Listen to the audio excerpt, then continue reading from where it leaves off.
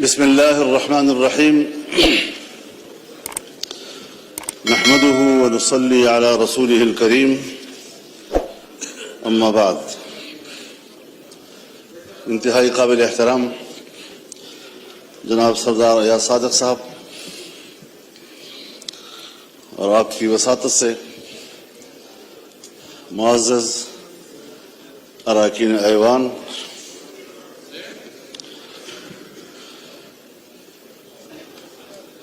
حلف برداری کے بعد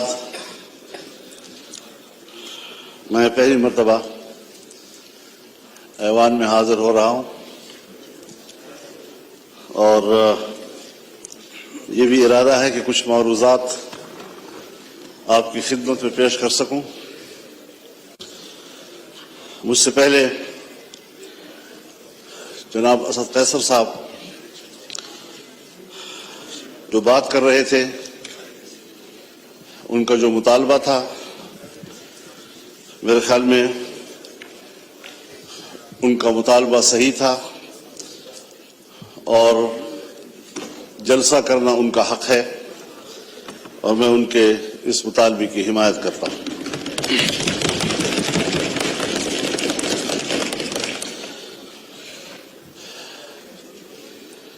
لیکن جناب اسپیکر، مسئلہ یہاں تک محدود نہیں ہے کہ ہم جلسہ کر سکتے ہیں یا نہیں کر سکتے۔ اس بات پر سنجیدگی سے غور کیا جائے کہ ہمارا ملک آج کہاں کھڑا ہے۔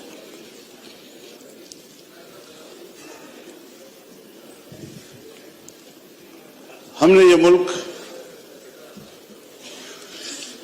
جس جمہوری انداز کے ساتھ برصغیر کے مسلمانوں کی تائید سے حاصل کیا، ان کی قربانیوں سے حاصل کیا، اس ملک کے قائم ہونے میں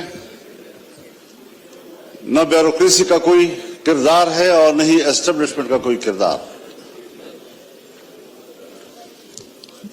لیکن اس بات کو سوچا جائے کہ آج عوام کہاں کھڑے ہیں اور اسٹیبلشمنٹ کہاں کھڑی ہے۔ کیا وجہ ہے کہ مسلسل ایوان پر سوال اٹھایا جا رہا ہے، ہماری عوامی نمائندگی پر سوال اٹھائے جا رہے ہیں؟ کیا یہ عوام کے نمائندہ پارلیمنٹ ہے یا یہ اسٹیبلشمنٹ کا ترتیب دیا ہوا پارلیمنٹ ہے؟ اس سے کب نکلنا ہے ہم نے، یا مزید دستے چلے جانا ہے؟ یہ ملک جس میں حکومت محلاتی سازشوں کی بنیاد پر بنتی تھی اور ٹوٹتی تھی، بیوروکریٹس فیصلہ کرتے تھے آج وزیر اعظم کون ہے تو کل وزیر اعظم کون ہے۔ ایک زمانے میں ملک کے ایک صدر مملکت نے اپنے دور حکومت میں 5 وزیر اعظم تبدیل کیے۔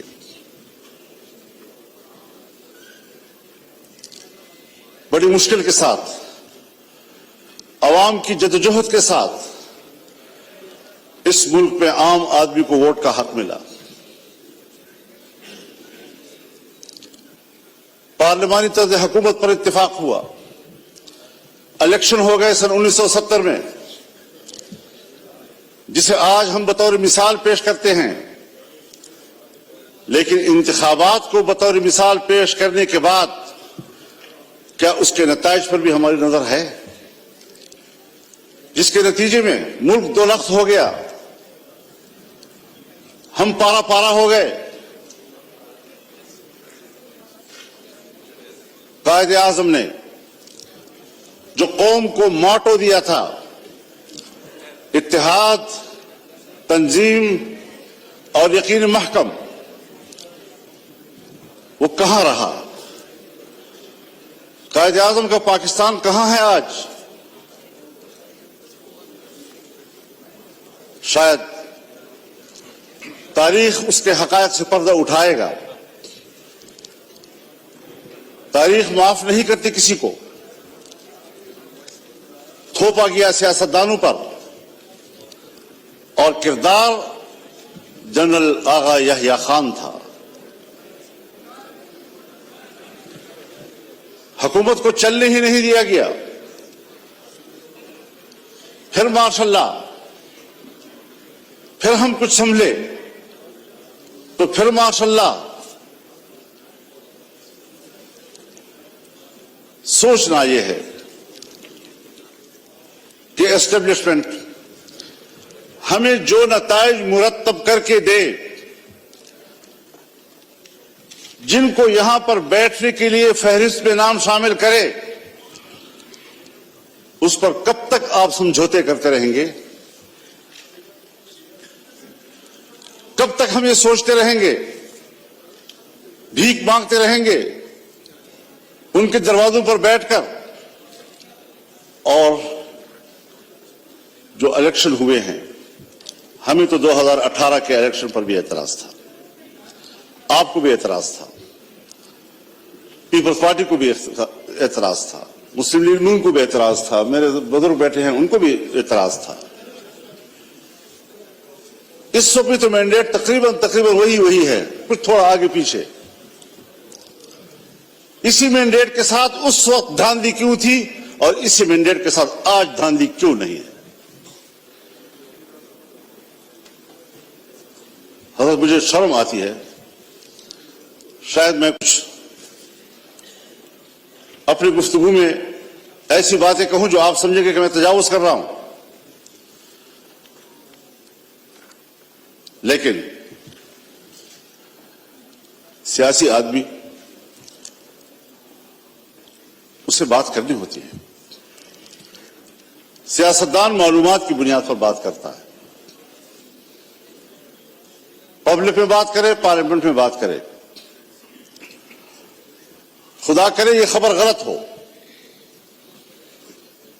لیکن ہماری معلومات یہ ہیں کہ اس بار تو باقاعدہ اسمبلیاں بیچی گئی ہیں اور اسمبلیاں خریدی گئی ہیں. کون ان اسمبلیوں کو اور ان ایوانوں کو عوام کا نمائندہ پارلیمنٹ کہے گا؟ کس طرح ہمارا ضمیر مطمئن ہے یہاں پر بیٹھنے میں؟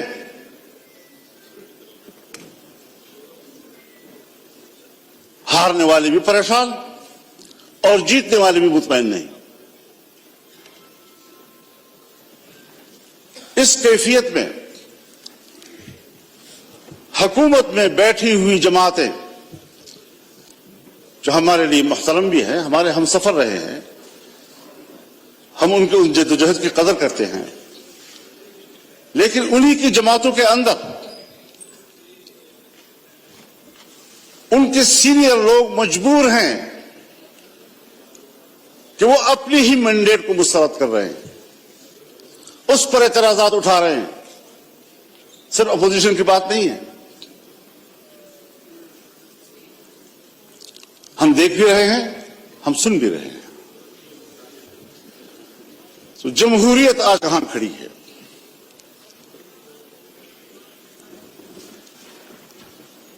یہ صرف اس لیے ہم یہاں کمزور بیٹھے ہوئے ہیں کہ ہم نے ہر مرحلے پر کمپرومائز کیا ہے.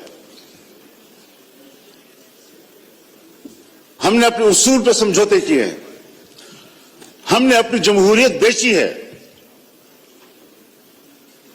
ہم نے اپنے ہاتھوں سے اپنے آقا بنائے ہیں، اور جب ہم ہی اپنے ہاتھوں سے اپنے لیے آقا بنائیں گے، یہی ہوتی ہے آخرت کی نشانی. جب رسول اللہ صلی اللہ علیہ وسلم سے حضرت جبریل نے پوچھا کہ آپ قیامت کی علامات کے بارے میں بتائیں، تو آپ نے پہلی بات کی ان تلد الامۃ ربتہا، کہ مائیں اپنے لیے مالکائیں جنیں گی، یعنی بیٹیاں مالک بن جائیں گی اور ماں کو نوکر اور گھر کے مزدور کی طرح دیکھیں گی. اس مثال سے آپ خود سمجھ لیں کہ جو آپ کے ماتحت ہونے چاہیے تھی جو آپ کے حکم پر چلنے چاہیے تھے وہ آج ہمارے آقا اور ان کے حکم پر ہم چل رہے ہیں. ہم یہاں پر ایک قانون پاس نہیں کر سکتے. جناب اسپیکر صاحب، آپ گواہ ہیں، آپ گواہ ہیں، آپ کی پوری جماعت گواہ ہے. ہم نے ایک اجلاس میں ایک قانون سازی پہ بات کی، اس کے لیے کمیٹی بنی، وزیر قانون کے نگرانی میں میاں شہباز شریف صاحب نگرانی کر رہے تھے. اوپر سے ہمارا اتفاق ہوا دینی مدارس ان کے وفاق حکومت کے درمیان اس مسودے پر اتفاق ہو گیا. اتفاق رائے کے باوجود اسمبلی میں نہیں آ رہا، اس لیے کہ اجازت نہیں ہے. کرتے کرتے بالآخر اسمبلی میں آیا وہ، اور آیا تو خواندگی کے دوران روک دیا گیا اور پاس نہیں ہونے دیا. ہم پارلیمنٹ ہیں، ہم نے اس پہ اتفاق رائے کیا، اسمبلی تک میں لے آئے، پیش ہو گیا، پہلی خواندگی ہو گئی اور بالآخر اس کو ڈراپ کرنا پڑا. اتنا ضرور ہمیں پتہ چل گیا، اور میں نے شہباز شریف صاحب سے کہا کہ ہمیں اتنا پتہ چل گیا ہے کہ قصور آپ کا نہیں ہے، کون رکاوٹ ہے ہمیں معلوم ہو گیا. بس اتنا ہی چاہیے تھا. ہم قانون سازی کا بھی اختیار نہیں رکھتے، ہم اپنی مرضی سے قانون بھی نہیں بنا سکتے. اس پارلیمنٹ کی رکنیت پر ہم فخر کرتے ہیں اور ہم سمجھتے ہیں وی آئی پی بن گئے.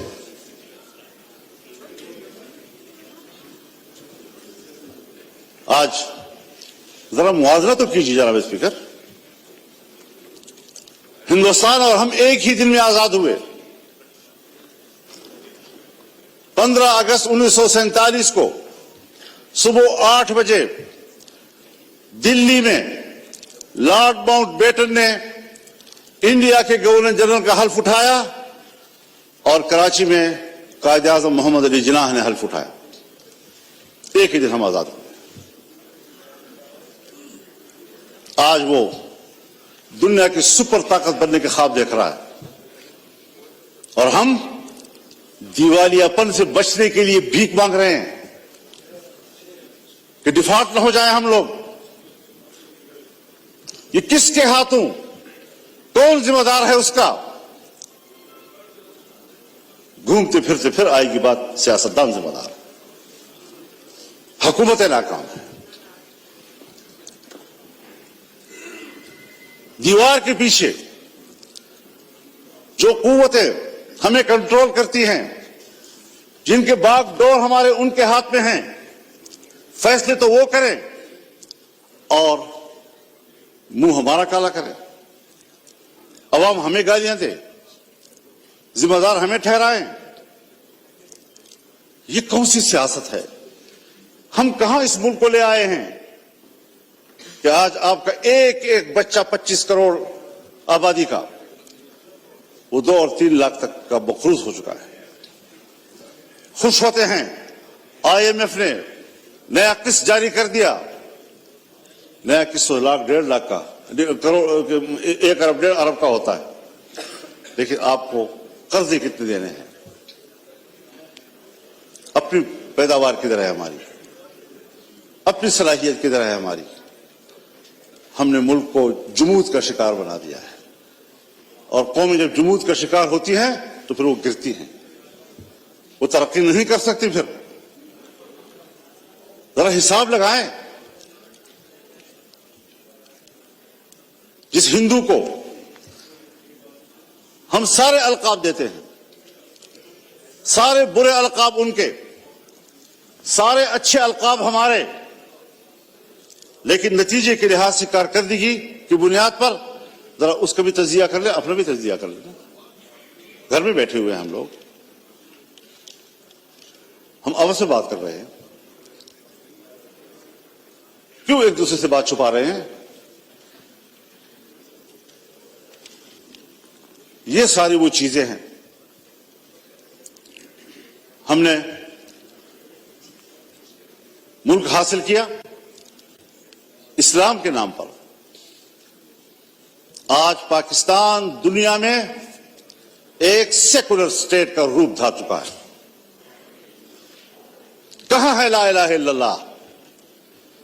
1973 میں ہمارا آئین بنا, 1973 میں اسلامی نظریاتی کونسل بنے, 1973 سے آج تک تمام قوانین کا جائزہ لیا گیا. اگر کوئی خلاف اسلام قانون موجود ہے تو قرآن و سنت کے مطابق قانون کی سفارشی کی گئی, سفارشات کی رپورٹیں ایوان میں آ گئی, لے کر دی گئی. کوئی آپ ایک نشاندہی بحیثیت اسپیکر کر سکتے ہیں کہ سن 1973 سے لے کر آج تک اس کونسل کی سفارشات پر اس پارلیمنٹ نے ایک منصوبہ بھی کیا؟ ایک.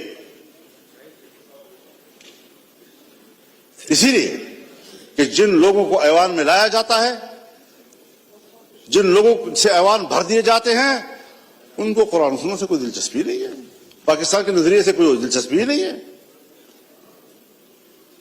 کیسے آپ دنیا میں شناخت کرائیں گے اپنی کہ ہم ایک اسلامی مملکت ہیں؟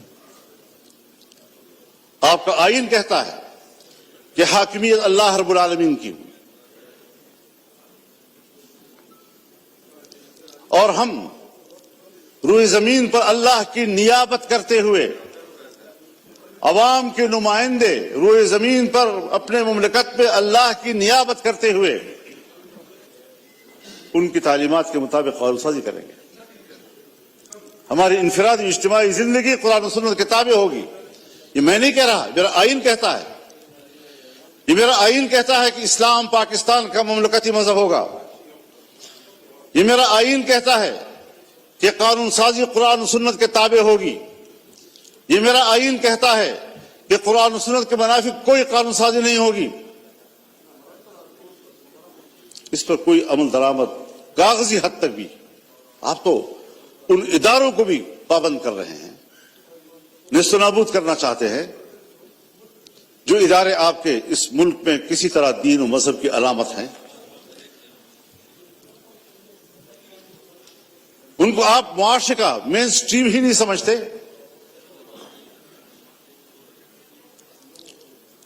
تو جس نظریے پر ملک قائم ہوا تھا 75 سال میں, اس کا بھی ذرا حساب لگا لیں آپ کہاں کھڑے ہیں.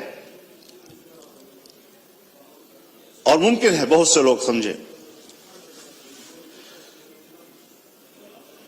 کہ مذہب نہیں ہے تو کوئی چیز نہیں, کوئی مسئلہ ہی نہیں ہے. لیکن بہت سے لوگ ہیں جو جمہوریت کی بات تو کرتے ہیں, مذہب کی بات بھلا نہ کریں, جمہوریت کی بات تو کرتے ہیں. تو ہم سب مل کر سوچیں ذرا کہ جمہوریت کدھر ہے ہماری.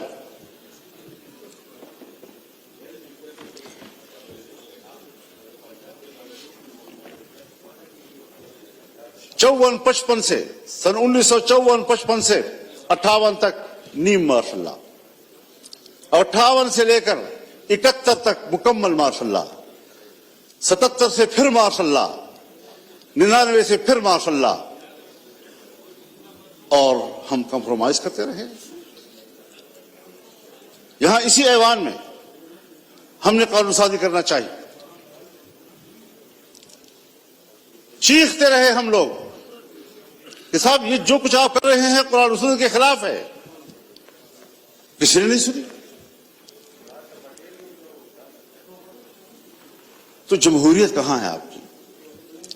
الیکشن آپ کے ڈھونگ, اسمبلیوں کی کوئی قدر و قیمت نہیں.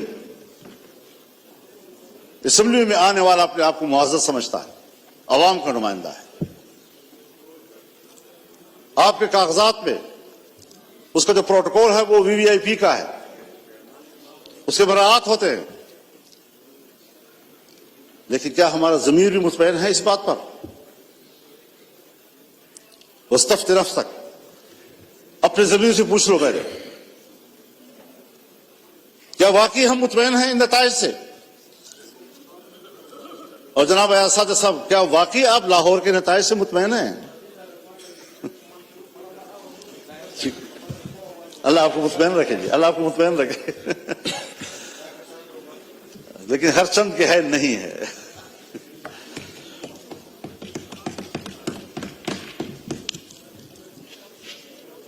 معیشت کی کیا صورتحال رکھتی ہے؟ قرضوں پہ ہم زندگی گزار رہے ہیں، اپنے وسائل کے قریب تک نہیں جاتے، امن و امان نام کا کوئی چیز نہیں ہے.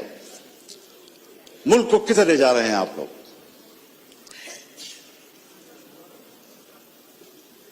آپ آئیں ذرا لاہور سے ذرا سفر کریں اور آئیں ذرا، میں آپ کو دعوت دینا چاہوں گا ڈیرہ اسماعیل خان میں، ٹانک میں، وزیرستان میں، لکی مروت میں، باجوڑ میں. آپ وہاں آ کر ذرا دیکھ تو لیں کہ ہماری وہاں کیا حالت ہے.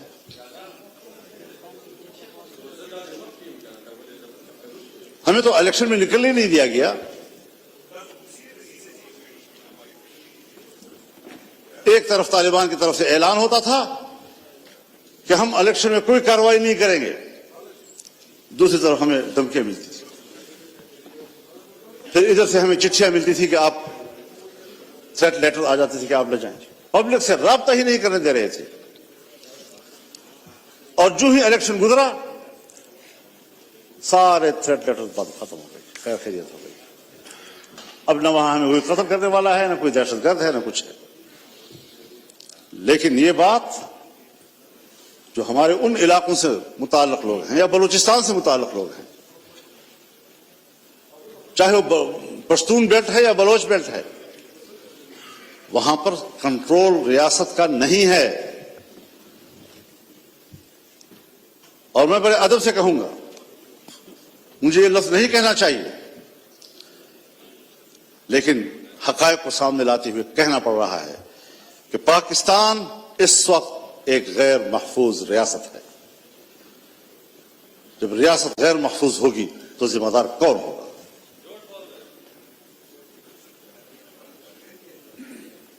دہشت گردی کے خلاف لڑنے کی پالیسی بنائی جنرل مشرف صاحب کے دور میں. جو امریکہ نے کہا وہ ہم پہ مسلط کر دیا گیا، اور آج تک اس پالیسی میں کوئی فرق نہیں آ رہا. آپریشنز ہوئے، طالبان کا خاتمہ کر دیا، دہشت گرد ختم ہو گئے. آج اس سے کئی گنا طاقتور بن کر کیسے آ گئے؟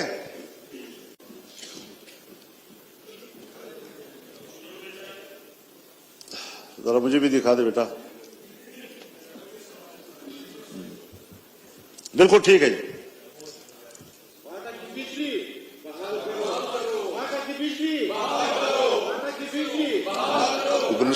جی مولانا صاحب، جی مولانا صاحب، بس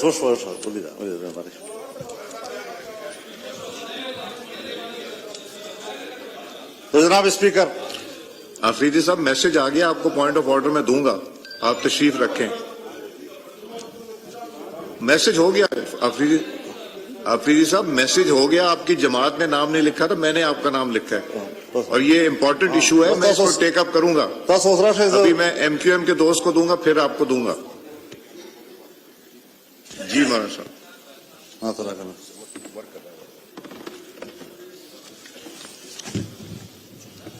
یہ جو بات یہاں کی جا رہی ہے جناب اسپیکر، یہ میرے پوائنٹس میں لکھی ہوئی ہے، اور آج بھی مولانا مصباح الدین صاحب میرے پاس تشریف لائے. اس سے پہلے وفود آئے، ہمیں ملتے رہتے ہیں. یقین جانیے ان کی زندگی جانوروں سے بھی بدتر گزر رہی ہے. نہ زندگی محفوظ ہے، نہ ان کو روزگار مل رہا ہے، بجلی بھی نہیں ہے. کیسے وہ زندگی گزار رہے ہیں آپ اندازہ نہیں لگا سکتے ان کا. میرے بھی موقع دینا چاہیے. جی مولانا مصباح الدین صاحب کو پھر آپ موقع دیں گے. جی تو صورتحال آج یہ ہے کہ امن و امان کدھر ہے آپ کا؟ مغرب کے بعد آپ کے تھانے بند ہو جاتے ہیں، مغرب کے بعد پولیس چوکیاں بند ہو جاتی ہیں، آپ کی ساری پولیس محفوظ پناہگاہوں میں چلی جاتی ہے، اور مسلح گروپ جو ہے وہ کنٹرول لے لیتے ہیں پورے علاقے کا. کیا اس پر کبھی غور ہوا ہے؟ بس الیکشن ہے، بس اپنی مرضی کا ایوان بنانا ہے، اپنی مرضی کی اسمبلی بنانی ہے. کس لیے اپنی مرضی کی بناتے ہو؟ ووٹ تو علماء کرام فرماتے ہیں شہادت ہے، کوئی کہتے ہیں امانت ہے، کوئی کہتے ہیں بیعت ہے. تو یہاں تو نہ شہادت ہے، نہ امانت ہے، نہ بیعت ہے. بیعت میرے نام پر کرتے ہیں، بکسا کھلتا ہے تو کسی اور کے نام پر بیعت نکلاتے ہیں. امانت آپ کے حوالے کرتے ہیں، بکسا کھلتا ہے تو اس میں امانت نام کی کوئی چیز تو خیانت ہی خیانت ہوتا ہے. شہادت میں صداقت ہوتی ہے، جب بکسا کھلتا ہے تو صداقت کا نام نشان نہیں ہوتا، شہادت مری پڑی ہوتی ہے. اس ساری صورتحال میں ہمیں ذرا بتائیں کہاں ہم کھڑے ہیں. باجوہ صاحب فرمایا کرتے تھے کہ ہم نے باڑ لگا دیا ہے اور اب کوئی افغانستان نہ جا سکے گا نہ آ سکے گا. وہ باڑ کدھر ہے؟ اس باڑ پر جو اربوں روپے خرچ ہوئے وہ کدھر ہیں؟ کوئی پوچھ سکتا ہے ان سے؟ اور 30-40 ہزار نوجوان یہاں سے کیسے گئے ادھر؟ 20 سال وہاں لڑے، باڑ بھی لگ گیا تھا، پھر وہ اس سے بڑھ کر طاقتور بن کر کیسے واپس آئے؟ افغانستان سے آپ ضرور گلہ کریں کہ ہم نے جن کو پکڑا ہے، جن کو مارا ہے، اس میں افغانی نیشنل بھی ہیں. بالکل گلہ کریں آپ ان سے کہ ان کی سرزمین سے کیسے لوگ ادھر آئے. ان سے کوتاہی ہوئی کہ انہوں نے اپنے سرحد پر ان کو کنٹرول نہیں کیا. لیکن آپ بھی تو سرحد پہ بیٹھے ہیں، آپ کیوں نہیں روک سکے ان کو؟ کیسے مجھ تک رسائی کی اور مجھ پر حملہ کر دیا؟ کیسے آیا اور باجوڑ میں نے 80 لوگوں کی لاشیں اٹھائیں ایک ہی جلسے میں؟ یہ تلخ واقعات کوئی ہمیں سمجھائے تو صحیح کیا سیاست ہو رہی ہے. میرے خیال میں اصول ایک ہی ہے، وہی اصول جو امریکہ نے اپنایا ہے کہ اسلامی دنیا میں اور کمزور دنیا میں دہشت گردی اور عسکریت پیدا کرو، اور جہاں پر کوئی ایسی عسکریت پیدا ہوگی وہاں پر امریکہ کو اپنی فوجیں لے جانے کا جواز حاصل ہوگا. دہشت گردی اس کی ضرورت ہے. اسلامی دنیا پر اپنی گرفت مضبوط کرنا، اسلامی دنیا میں فوجیں اتارنا. آج تمام عرب ممالک کے اندر امریکی فوجیں موجود ہیں، کہیں پر 5000، کہیں پر 3000، کہیں پر 2000، کہیں پر 1000، کہیں پر 500. کوئی بھی ملک ایسا نہیں ہے عرب دنیا کا کہ جس کے اندر ان کے فوج موجود نہ ہو، جن کے سمندر میں ان کے بیڑے موجود نہ ہو. پوری اسلامی دنیا کو کنٹرول کر رہا ہے. کیا مطلب؟ میں تو امن کے لیے جا رہا ہوں، انسانی حقوق کے لیے جا رہا ہوں. کون سے انسانی حقوق؟ وہ انسانی حقوق جو گوانٹانامو میں ہمیں نظر آئے، جہاں تم نے مسلمانوں کو برہنہ کر کے بند کوٹریوں میں پھینکا، جن کے برف کے تودوں کے اوپر ان کو لٹا کر ان کے اوپر بیٹھ کر سگریٹ پیتے رہے. آج بھی بگرام اور شبرغان کے عقوبت خانے ان کے خون سے لت پت ہیں. گواہیاں دے رہے ہیں کہ یہاں کیا مظالم کیے انہوں نے. ان کے سامنے قرآن کریم کی تذلیل کی گئی. کوئی ہے جو اس پہلو پر بھی بات کر سکے؟ بس یہ دہشت گرد، یہ دہشت گرد، یہ دہشت گرد، اور اس کے مقابلے میں اس سے بڑھ کر دہشت گردی ہو رہی ہے اور کوئی ان کو روکنے والا نہیں ہے، نہ اس کو کوئی بات کرنے والا ہے. عراق میں کیا کیا گیا؟ ابو غریب جیل میں کیا زندہ انسانوں پر ننگا کر کے ان پر کتے نہیں چھوڑے گئے اور کتوں سے ان کے جسم کو نہیں نوچا گیا؟ یہ ہیں ان کے انسانی حقوق. اسلامی دنیا کو توڑنا، ملکوں کو تقسیم کرنا اور انسانی حق کی بنیاد پر وہاں جانا. آج فلسطین میں کیا ہو رہا ہے؟ اکتوبر سے لے کر اب اپریل ختم ہو رہا ہے، 40,000 سے زیادہ غزہ اور خان یونس کے مسلمان شہید ہو چکے ہیں. یہ بچے ہیں، یہ خواتین ہیں، یہ بے گناہ شہری ہیں، یہ جنگجو نہیں ہیں. जंगजू से मुकाबला करो, वो आपके साथ लड़ने के लिए तैयार। सबसे ज्यादा बच्चे जो इन दिनों में शहीद हुए हैं वो गजा के हैं। कोई मुसलमान है हुक्मरान जो उसके लिए कोई आवाज उठाए? और फिर अमेरिका और बरतानिया और यूरोप इंसानी हुकूक की बात करे, जिनके हाथों से इंसानियत का खून टपक रहा है। इंसानियत का खून टपक रहा है और इंसानी हुकूक के अलमबरदार। मैं किसके हाथ पे अपना लहू तलाश करूं? हर तरफ खून ही खून, और हम उसमें जिंदगी गुजार रहे हैं। और अगर मुल्क के अवाम या अवाम के नुमाइंदे कोई किरदार अदा कर सकते हैं तो उसके इलेक्शन का यह हश्र कर दिया जाता है जो हम देख रहे हैं। तो जरा इस हवाले से हमें अपनी तारीख को भी देखना चाहिए, हमें आने वाला मुस्तकबिल ठीक कर लेना चाहिए। यह क़ियादत का मसला है, यह क़ियादत का मसला है। मैं तो आज भी कहता हूं और हमदर्दी की बुनियाद पर कहता हूं, जनाब मियां नवाज शरीफ साहब से भी और जनाब शहबाज शरीफ साहब से भी और अपने बरखुरदार बिलावल ज़रदारी साहब से भी कि अवाम के लोग हो, चलो इकट्ठे अवाम में जाते हैं, छोड़ो इस इक़्तिदार को, आए इधर बैठें, और अगर वाकई लार्जर ग्रुप पीटीआई है दे दो उनकी हुकूमत।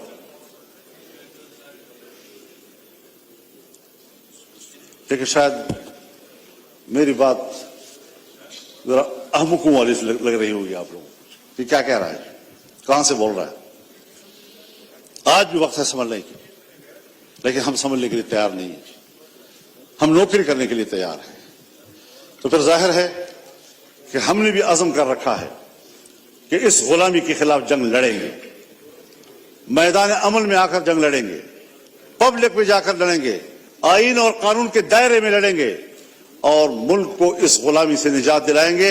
या तो हमारे ऊपर आलमी कुव्वतें हुकूमत कर रही हैं या फिर हमारी एस्टेब्लिशमेंट हमारे ऊपर हुकूमतें कर रही हैं। ये निजाम हमें कबूल नहीं है और हमारी पोजीशन इस हवाले से बिल्कुल वाज़ेह है। इसलिए हमारा पैगाम हर सतह पर चला जाना चाहिए। हमने जाना है इंशाअल्लाह 2 मई को कराची में मिलियन मार्च होगा इंशाअल्लाह अज़ीज़।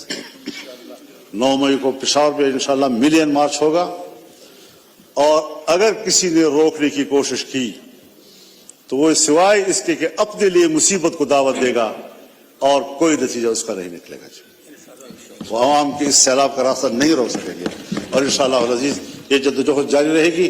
और उम्मीद रखनी चाहिए कि इसमें आप भी हमारे साथ होंगे। सही।